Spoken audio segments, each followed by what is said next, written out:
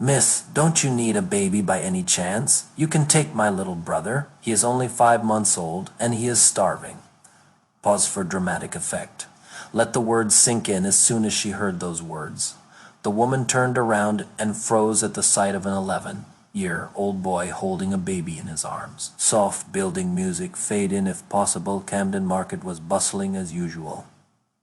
The scent of fresh bread blended with the sweet aroma of chilate, while stalls displayed everything from rare vinyl records to time-worn leather jackets. Evelyn Carter, 52, walked through the narrow aisles with a keen eye, as if searching for something she could never find. That was her life now, a sequence of identical days without surprises, without expectations. Then she felt a light tug on her coat sleeve. "Miss, do you want a baby?"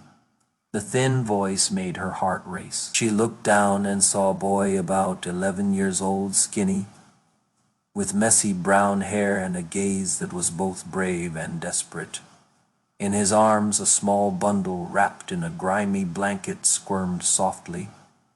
Evelyn blinked, convinced she had misheard.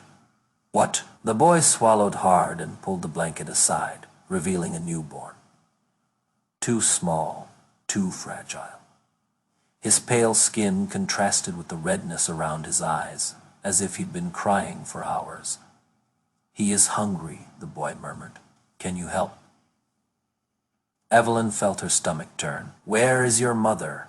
The boy hesitated, then dropped his gaze. She left. A chill ran down Evelyn's spine. Camden was a vibrant place, but it also held dark stories. People lost in alleyways, victims of addiction, despair, and abandonment. Engagement prompt, a quick tone. Don't wait until later. Subscribe now and turn on notifications so you don't miss the next stories. And leave a like to keep getting more videos like this. She looked around, expecting to see someone watching them, perhaps a desperate woman searching for her children. But there was no one. Just the sound of people haggling, mugs clinking in cafes, and the distant hum of the underground. The baby started to cry. "My God, how long has he gone without eating?" The boy bit his lip. "Since yesterday." Evelyn held her breath. Was he serious? Her first instinct was to find a police officer, a social worker, any authority. But when she looked at the boy again, she noticed something. He was afraid.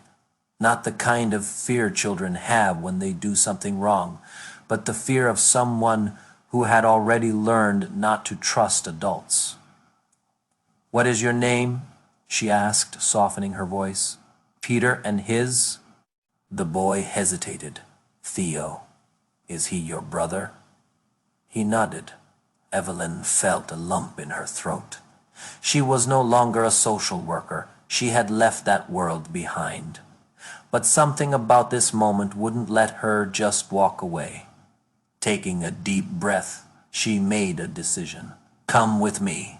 Let's find something for Theo to eat." Peter's eyes widened, as if expecting a trap. After a moment, he nodded. Evelyn led them to a small cafe on the corner, where she ordered a warm bottle of milk. They sat in a quiet corner while she carefully held the baby and tried to feed him. "Where do you live, Peter?" He stared at the floor. "I don't know anymore." Her heart clenched. "And your mother?" This time, he took longer to answer. "She sometimes shows up, but I take care of Theo." Evelyn closed her eyes for a second. 2 children alone, no home, no safety. Now what? She looked at Peter, who was watching everything cautiously. Then at Theo, who was drinking desperately, as if he knew every drop was a chance to survive. She couldn't just leave them here, but helping them meant stepping into something that could change her life completely. and Evelyn wasn't sure if she was ready for that. Theo, now fed, was peacefully asleep in her. Peter, meanwhile, sat with his elbows on the table, scanning the room with a weary look, as if afraid someone would come and snatch them away. "Do you have anywhere to stay tonight?" Evelyn asked. Peter frowned, clearly uncomfortable. "We manage." The response was automatic, almost rehearsed. Evelyn knew that tone well. Children in situations like his didn't trust easily. She took a deep breath. "I don't want to scare you, Peter, but you can't sleep on the streets, especially not with a baby." The boy didn't reply, but his fingers tightened around the cup of hot chocolate she had ordered for him. He was afraid. She couldn't force him to trust her, but she also couldn't walk away. "I live near here. My apartment is small, but there is space for you to stay the night." Peter's eyes widened. "Why?" The question caught Evelyn off guard. "What do you mean? Why do you want to help?" She opened her mouth to respond, but hesitated. Why? Her life was lonely, built on the ruins of a past she preferred to forget. She had worked for years as a social worker, dealing with cases just like Peter and Theo's, but after an event she had never been able to erase from her memory. She resigned and never looked back. And yet here she was, standing before two abandoned children, and something inside her told her she couldn't walk away. Shh. She held Peter's gaze. "Because no one should go through this alone." He stared at her for a long moment, suspicious, but desperate. Then, finally, he nodded. The walk home was silent. Evelyn's apartment was just a few blocks away, a small place on the third floor of an old building. It was simple but cozy, with walls lined with books, a worn-out armchair, and a window overlooking a busy street. Peter stepped inside cautiously, scanning the space as if expecting a trick. "You don't have to take off your shoes." Evelyn trailed off, glancing at him and Theo, whose blanket was dirty and smelled of dust. They needed a bath and clean clothes. "Do you want to take a shower while I take care of Theo?" Peter hesitated, but the discomfort on his face showed that the idea wasn't a bad one. "Is there hot water?" "Of course." He nodded, still wary, and headed to the bathroom. Meanwhile, Evelyn laid Theo down on a soft blanket on the couch. She filled a small basin with warm water and used a clean cloth to gently wipe the baby's delicate skin. A quick, tiny detail made her wonder what these boys he'd been through. Once she was done, she searched for clothes small enough for Theo, finally settling on a cotton shirt that had once belonged to an old doll, improvised, but better than nothing. A little while later, Peter reappeared, his hair damp, his expression more relaxed. He was wearing a sweatshirt Evelyn had lent him. "How is Theo?" he asked softly. Evelyn smiled, "Clean and smelling nice. How about you?" he shrugged, sitting down in the armchair. "Are you going to call the police?" The directness of the question made Evelyn hold her breath. "No, Peter, but we need to talk." The boy looked away. "I don't want to go to a shelter. They'll separate us." His words tightened Evelyn's chest. She had heard that before, and she knew it was true. "We'll figure out a solution together." Peter met her eyes, searching for any sign of deception. "You've done this before, haven't you?" She nodded slowly. "Yes, but I am not a social worker anymore." Peter was silent for a moment. Then, to her surprise, he relaxed. Evelyn recognized it as a sign of trust. Not much, but it was a start. That night, Evelyn lay in bed, but sleep didn't come. On the couch, Theo slept soundly in a makeshift basket, wrapped in a warm blanket. Peter, lying on a mattress on the floor, tossed and turned. Even in safety, he couldn't let his guard down. Evelyn understood. Children like Peter learned early not to relax. She turned onto her back, staring at the ceiling. What was she doing? For years she had run from this kind of situation, convincing herself she couldn't bear the weight of another life in her hands. And yet, here she was, with a boy and a baby under her roof, responsible for deciding what came next. A part of her wanted to believe she could just help them for one night and move on the next day. But she knew it wouldn't be that simple. She closed her eyes. Then, a noise, quick footsteps in the living room. She sat up instantly and rushed out. Peter was hastily putting on his shoes, his breathing uneven. "What is going on?" Evelyn asked, frowning. The boy froze for a moment, as if deciding whether to run or tell the truth. Then he clenched his fists. "My mom is back." Evelyn's heart pounded. "What? How do you know?" Peter glanced at the door, then back at her. "She is downstairs." Evelyn swallowed hard. She had dealt with cases like this for years. She knew the patterns, the profiles. Absent mothers who returned when the consequences came knocking. "Do you want to see her?" she asked carefully. Peter's eyes shone with something unreadable. "She is my mom," but he didn't say it with conviction, only because it felt like the right thing to say. Evelyn nodded. "All right, but I am coming with you." Peter hesitated, then agreed. Evelyn grabbed a coat and went down with him. On the sidewalk, a woman was waiting. Regina, disheveled blonde hair, deep dark circles under her eyes, hands trembling slightly. The signs were obvious. Evelyn felt a tightness in her chest. How many times had she seen that look before? Regina looked at Peter and gave him a shaky smile. "My boy." Peter didn't move. She opened her arms. "Come here, sweetheart. Mommy's here."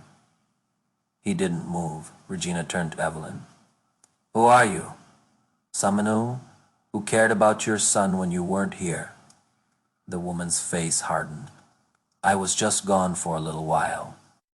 "Leaving a starving baby behind?" Regina looked away. "I had a problem. There is always a problem, isn't there?" Peter looked between the two of them. Regina sighed. "Look, I just came to get Peter." Evelyn's stomach twisted. "And Theo?" Regina blinked. "What?" "Your son, the baby you left behind." She shrugged. "He is small. He won't even remember this." That made Evelyn burn inside. But she knew confrontation wouldn't help. Peter finally spoke. "Mom, are you staying?" His voice was weak, hopeful and fearful at the same time. Regina licked her lips. "Of course now. Come on, Peter." He hesitated. Evelyn saw the battle inside him. If he were younger, he would have run into his mother's arms without a second thought. But now, he understood what it meant to be left behind. He looked at Evelyn. She held his gaze, but said nothing. Peter lowered his head. Then he took a step back. Regina's eyes widened. "Peter." He lifted his head. "Are you really staying?" Her face turned red. "You can't stay here. You are my son." Peter clenched his fists. "Then act like my mother." Evelyn held her breath. The woman stared at her son for long seconds. Then she scoffed, turned around, and walked away. Peter didn't move. He just stared at the ground. Evelyn placed a gentle hand on his shoulder. "Let's go back upstairs." He didn't resist. And for the first time, Evelyn realized Peter was finally starting to understand that he deserved more. Engagement prompt, curious tone. "I am curious. Where are you watching from? Let me know. And while you are here, suggest what story you'd like to see next on the channel." The next morning, Evelyn woke up to the smell of fresh tea and a soft sound coming from the kitchen. She got up slowly, feeling the emotional weight of the previous night. Still trying to organize her thoughts, she walked to the kitchen and found Peter sitting at the table, holding a warm mug in both hands. He looked at her without saying anything, but something was different, less tension maybe. "You are up early," he shrugged. Theo cried a little during the night. Evelyn glanced at the baby, nestled in a blanket inside the makeshift basket on the couch. He was sleeping peacefully now.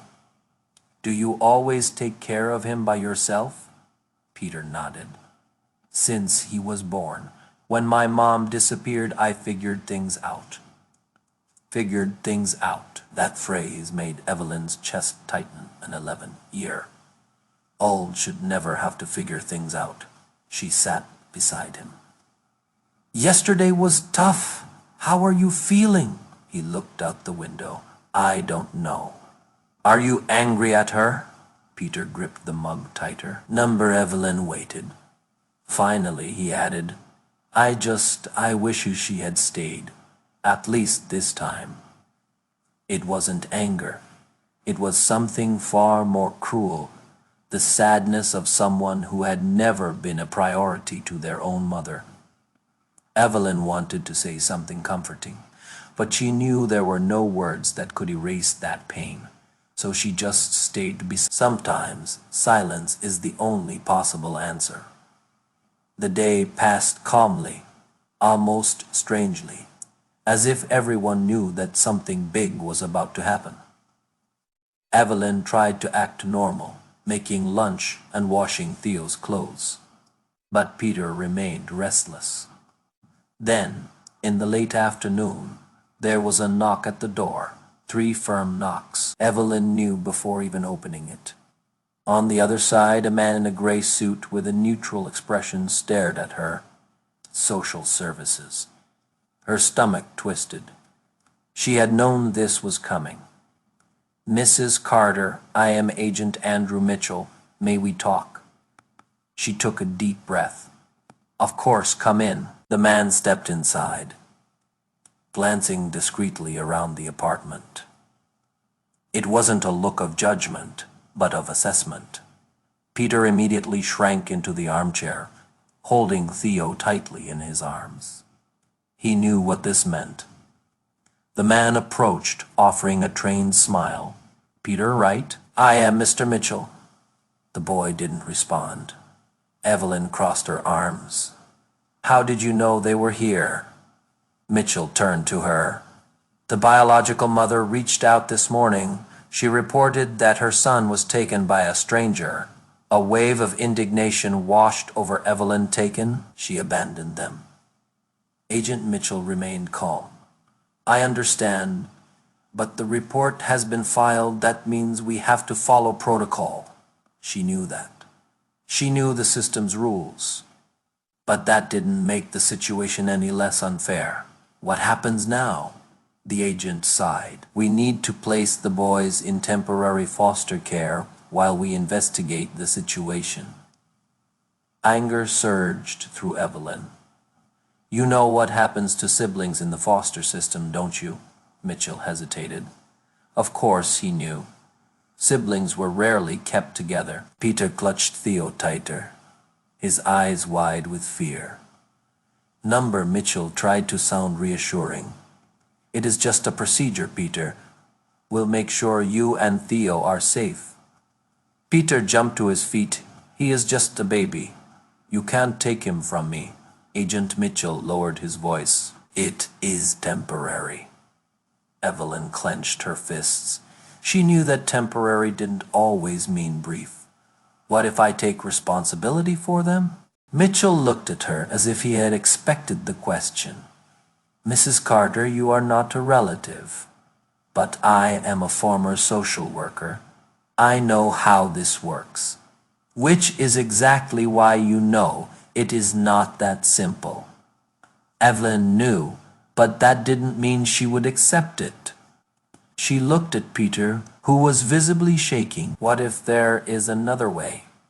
Mitchell raised an eyebrow. What kind of way? Evelyn took a deep breath. An emergency hearing, so I can request temporary custody until the case is reviewed. Mitchell seemed to consider the idea. Do you have a lawyer? She swallowed hard. Not yet, Mitchell sighed.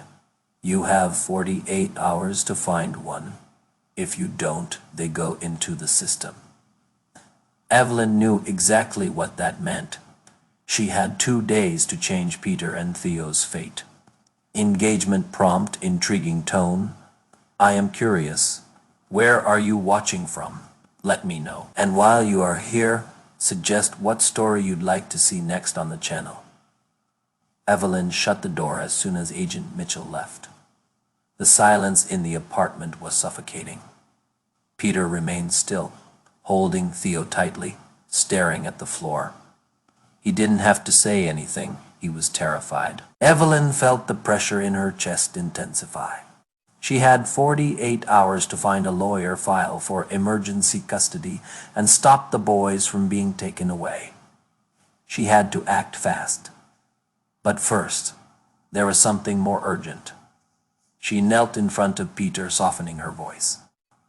I promise we'll do everything we can to keep you together, but I need you to trust me, okay? Peter pressed his lips together, but nodded. It was a start. Now, Evelyn needed to find someone who could help them. She picked up her phone and searched for a number she hadn't dialed in years. Sarah Blake, family law attorney. She and Sarah had worked on many cases together, but they hadn't spoken since Evelyn left social work. She took a deep breath and pressed call. 3 rings. Hello. The voice on the other end was professional but surprised. Sarah, it is me, Evelyn. A brief silence. Wow, it has been a long time. Evelyn didn't waste a second. I need your help. Sarah sighed. If you are calling after all these years, I assume it is serious.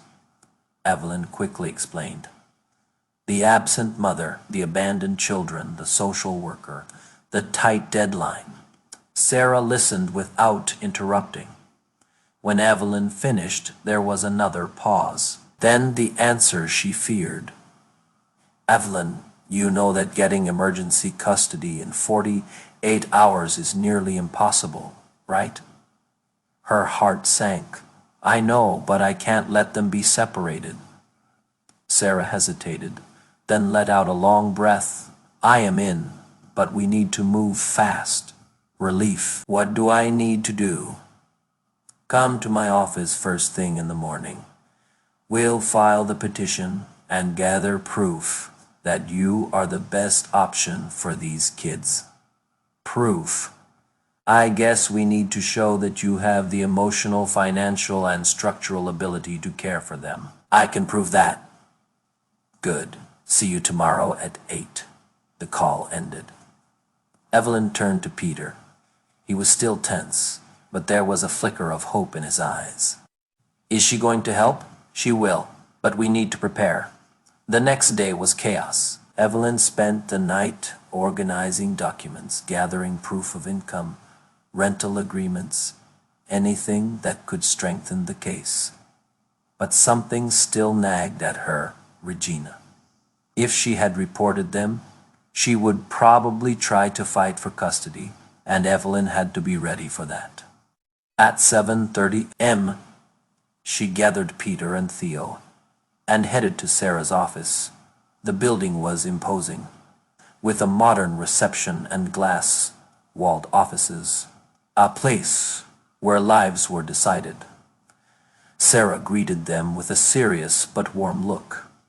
Let's get straight to the point. Peter held Theo in his arms, visibly uncomfortable in the formal setting. Sarah reviewed the documents and frowned. Everything is here, but we need something stronger.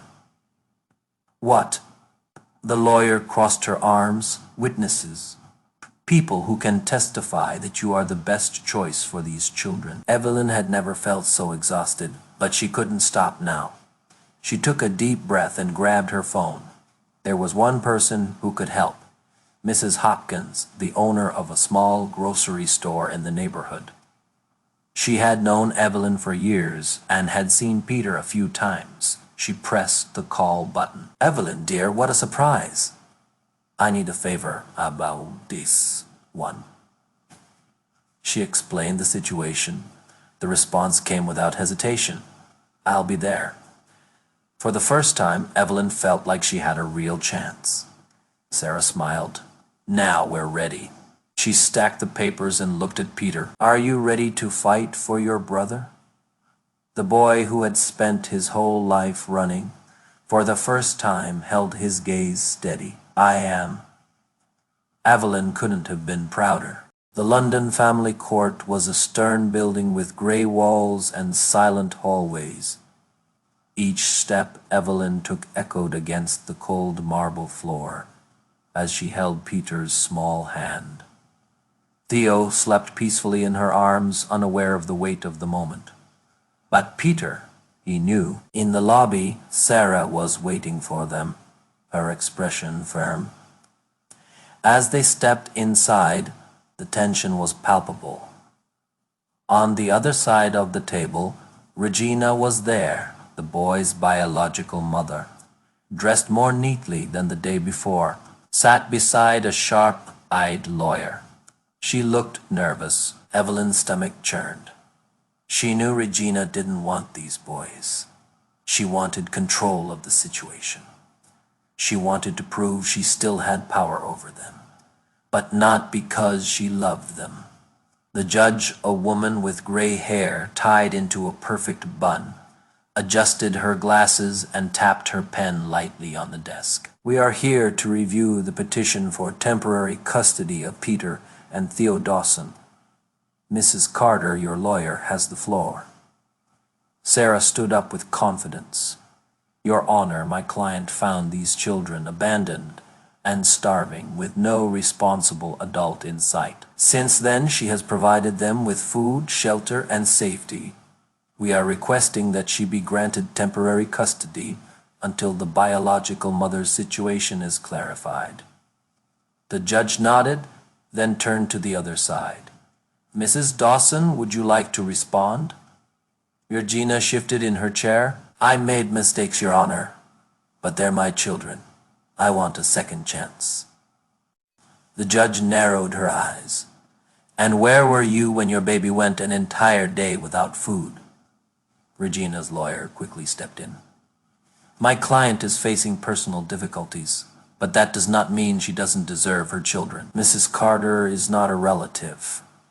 She has no legal right to claim them."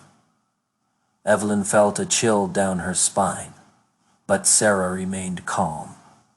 "There is no blood relation, but there is something greater, commitment and love, and we have witnesses to prove that."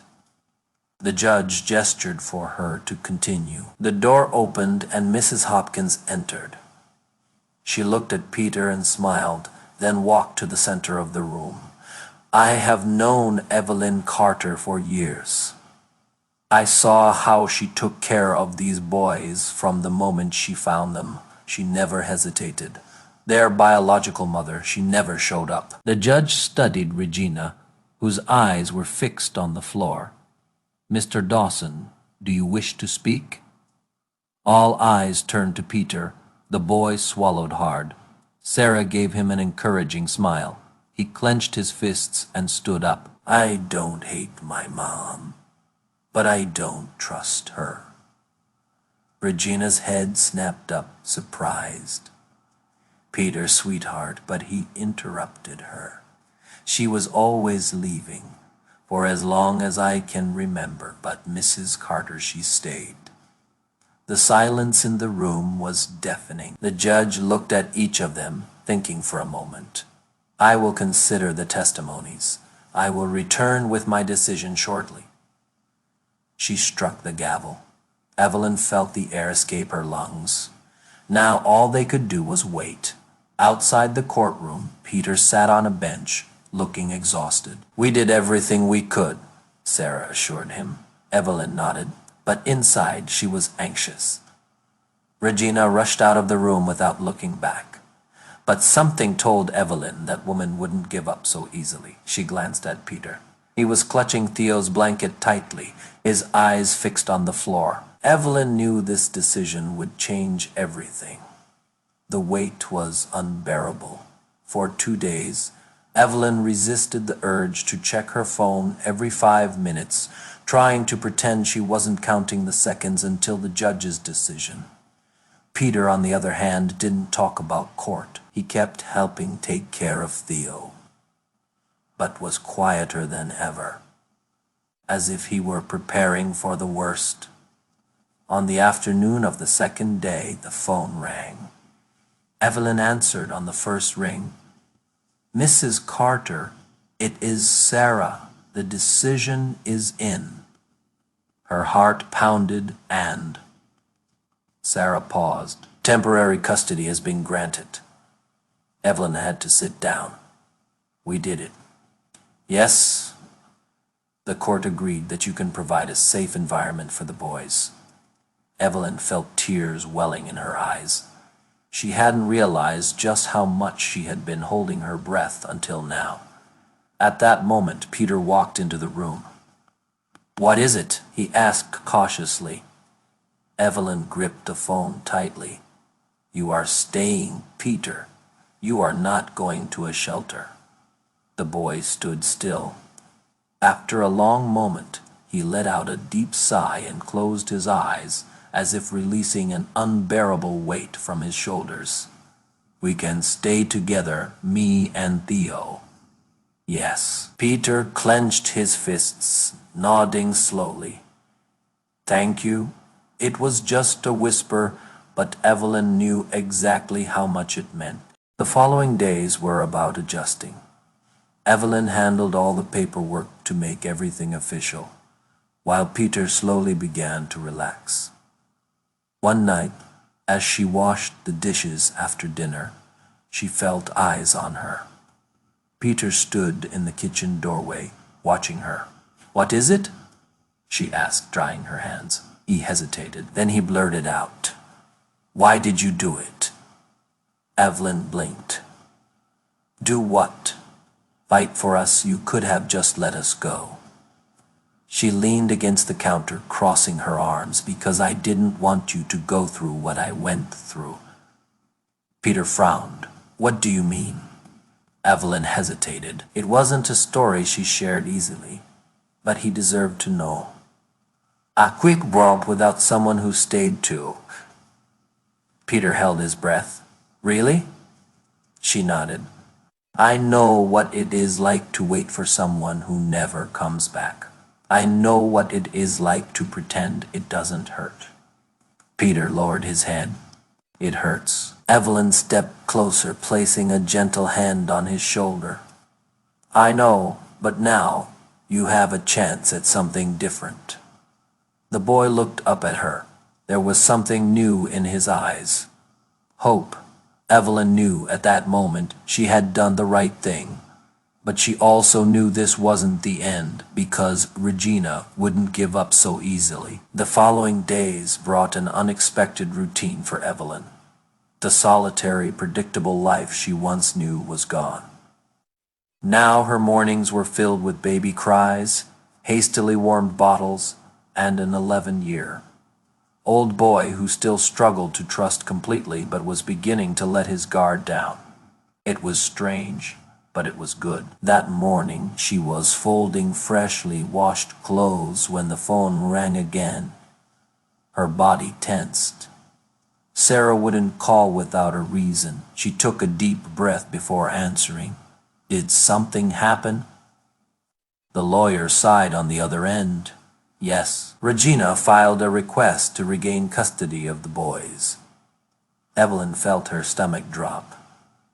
Does she have a chance? Unlikely. But the pause made Evelyn even more anxious. But what? Sarah inhaled deeply before responding. She's claiming that you manipulated Peter against her. Evelyn shot to her feet. What? That is ridiculous. I know, but we need to be prepared. Evelyn couldn't believe it after everything. Regina still had the audacity to fight for something she had never valued. But deep down, Evelyn had known this would happen. What now? She asked, trying to keep her voice steady. The judge scheduled a new hearing for next week. If Regina can prove she is fit to care for the boys, she could try to overturn the decision. Evelyn's heart pounded. She glanced into the living room where Peter was playing with Theo, gently holding the baby's tiny hand while whispering something Evelyn couldn't hear but could feel. The mere thought of seeing them taken away was unbearable, but one thing was certain: she wouldn't let it happen. That night, Evelyn sat beside Peter on the couch. The boy immediately sensed that something was wrong. She wants us back, doesn't she? Evelyn didn't try to hide the truth. Yes, but we're fighting for you. Peter lowered his head. She never wanted us. Why does she want us now? Evelyn felt a lump in her throat. He was right. Regina never wanted to be a mother. She wanted power, control, but not love. Love was never something she gave. Peter, if you could choose, what would you want to happen? The boy bit his lip, struggling with something inside him. Then he lifted his head and looked Evelyn in the eyes. I'd choose to stay. Evelyn felt her chest tighten. Peter wasn't a child who talked about his feelings easily. He had hidden his pain for so long that he had learned not to trust. But now, for the first time, he was speaking openly. She placed a gentle hand over his. Then we'll fight for that together. The new hearing was scheduled for 9 in the morning. Evelyn spent the night wide awake, knowing that Peter and Theo's future was on the line. Peter didn't sleep either. When they left the house that morning, he was clutching Theo's blanket like an invisible shield against his fear. When they arrived at the courthouse, Sarah was waiting for them, her expression firm. Are you ready? The lawyer asked. Evelyn took a deep breath and nodded. Yes, let's finish this. The tension in the courtroom was suffocating. Regina was there sitting beside her lawyer. This time she looked more confident. The judge entered, adjusted her glasses, and began the session. Mrs. Dawson, your request states that you were prevented from fulfilling your role as a mother. Do you have anything to say? Regina stood, her voice taking on a melancholy tone. I made mistakes, Your Honor, but I want to change. I want my children back. The judge turned to Sarah. Does the defense have anything to add? Sarah stood calmly. We do, Your Honor. What concerns us is not Mrs. Dawson's words, but her actions. She abandoned her children, putting them at risk. What guarantees that it won't happen again?